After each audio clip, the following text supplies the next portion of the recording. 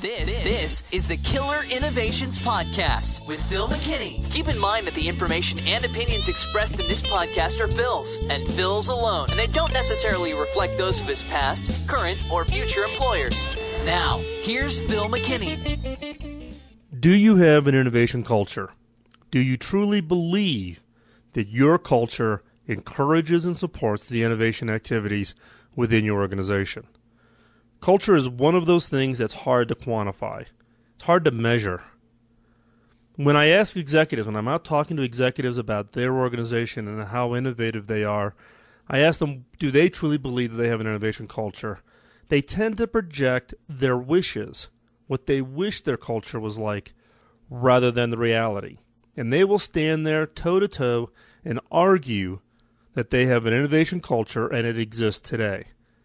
But culture is based on people. People change. People leave, people come. If you don't stay on top of the culture, it will change. It will morph. And there's lots of reasons why those changes happen. So is there a way to get a more unbiased view of what your culture is today and to determine, is it really an innovation culture? Yes.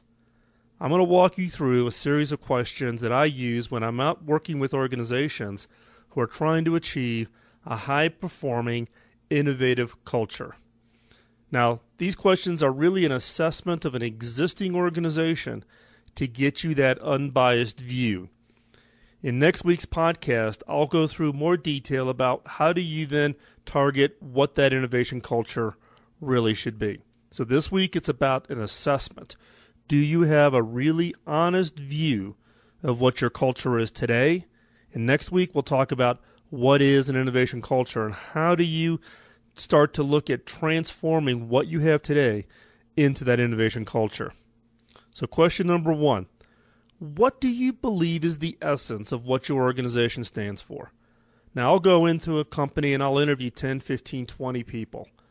Now, what I'm really looking for is not so much what the answer is, but do I get a common view? If I ask 15 people, do they all believe they understand what the essence of the organization is? Why does it exist? If not, that automatically raises a flag in my mind because then that means people are applying their own personal view. Leadership has not stepped in and defined what the essence of the organization is, such that people can then check themselves. Do I believe in that? Do I support it? Do I see the role that I'm providing being aligned with that? What is that essence? What is it? Why do you exist?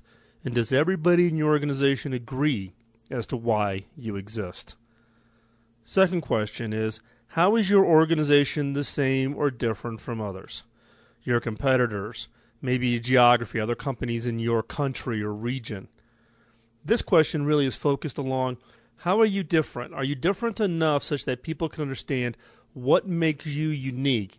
Or are you just generic like everybody else? Generic is a problem because therefore the employees don't know what you stand for.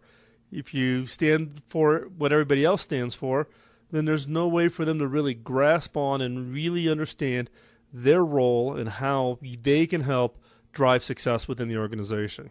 So how is your organization the same or different from others? The third question, for people who are successful in your organization, what are the common traits? This is one of the key questions. For people who are successful in your organization, what are the common traits? This is where you have to face yourself in the mirror. If you look at everybody who's been promoted, got a title, got promoted from a standpoint of span of responsibility, moving into management, or maybe got a more senior engineering title, somebody who got a financial reward, somebody who got recognized at a meeting or got sent off on one of the senior executive trips. Look at what those characteristics and traits are. And be honest. Don't cherry pick people whose characteristics and traits align with what you wish your vision was. Look at everybody who's been promoted. Now, I went into one organization not too long ago, not something based here in the U.S., somebody based outside the U.S., and you looked at those organizations. When I asked the senior leaders, when I asked the CEO to run through this exercise, they came back and they had to honestly face up to the fact that in some cases, the people who had been, quote, successful in their organizations were those people who played the corporate politics the best. So what happens? Everybody starts playing the corporate politics because people aren't stupid. They see what the characteristics are for the people who get promoted. And for the people who get promoted, in this case, people who played the corporate politics games really, really well, that meant if you wanted to be successful, you have to learn how to play the corporate politics. And that became the core of their culture. If you were to be successful and you were to be part of this organization, you had to play the corporate politics game better than anybody else. In this case, the CEO sat down, realized the mistake, and began transforming his culture. He looked at getting rid of those people who had a characteristic that they didn't want, and identifying and rewarding those people who were exhibiting the characteristics that they wanted. Now, the flip side to this question is, what are the characteristics of people who failed in your organization?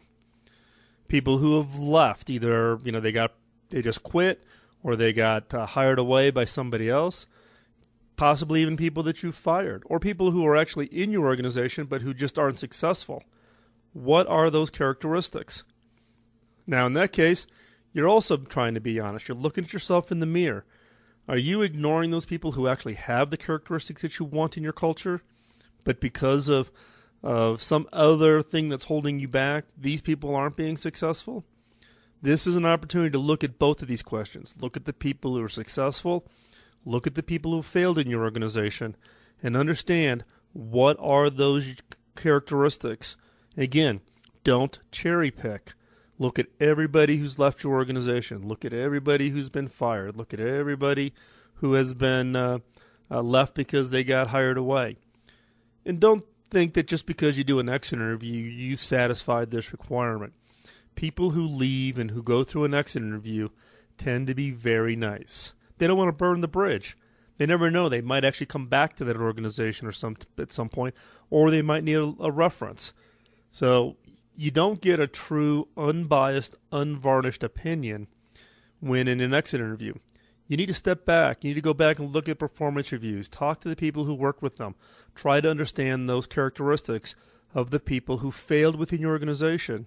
And what does that say about your culture? Fifth question.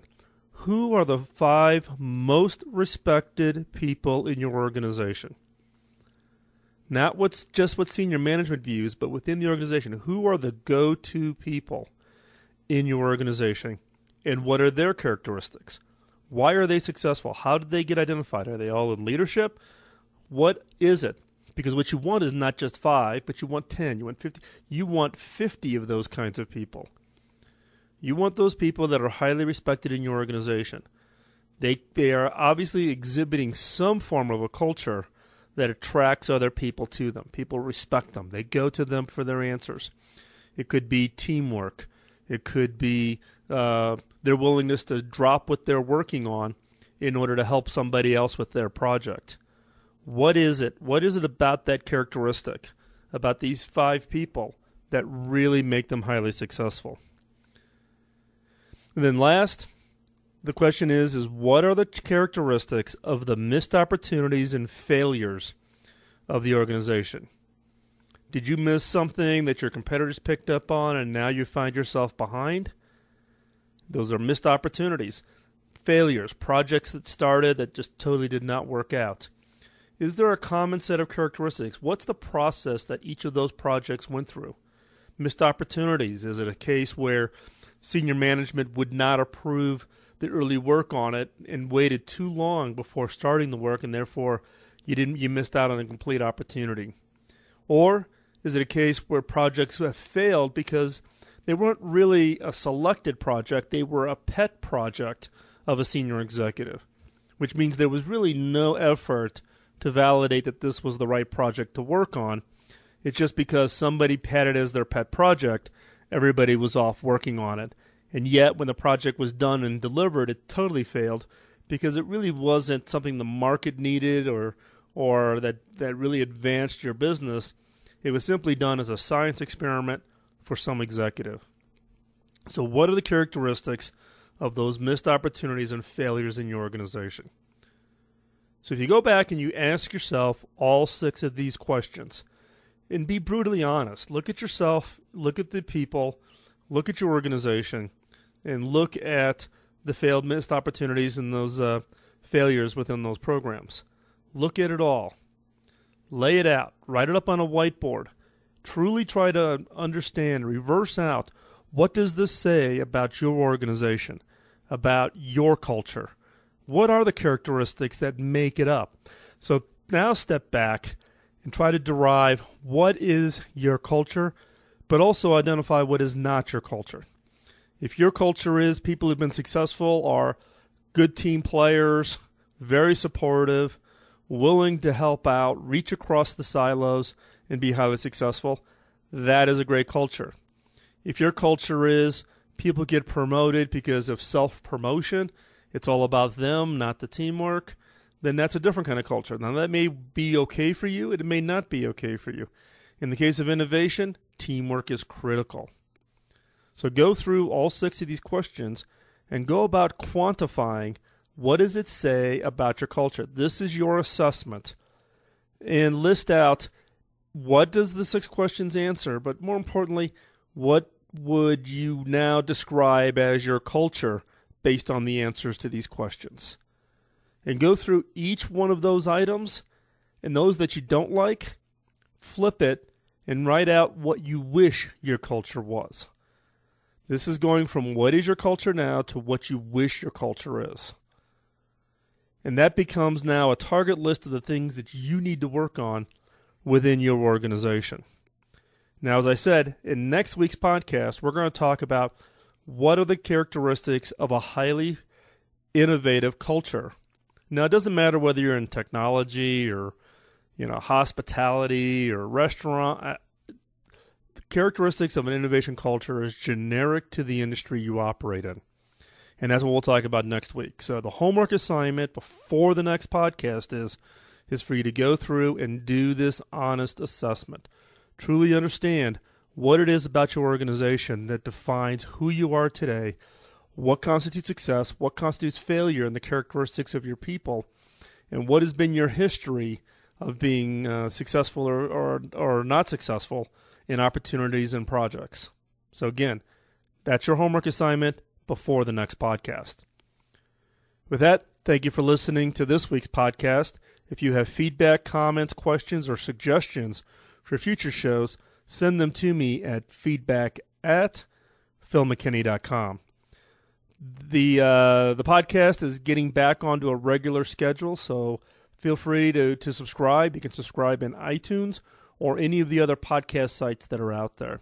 You can also find the direct feed for the podcast so you get it right away over on the main page at philmckinney.com. If you're interested in more information about how to be more innovative or how to help your organization be more creative and more innovative, pick up the book Beyond the Obvious. It's available in all the bookstores. It's available for digital download. It's also now available as an audiobook. And with that, thank you for your time out of your busy schedule. I look forward to hearing your feedback. We'll talk to you next week. Bye-bye.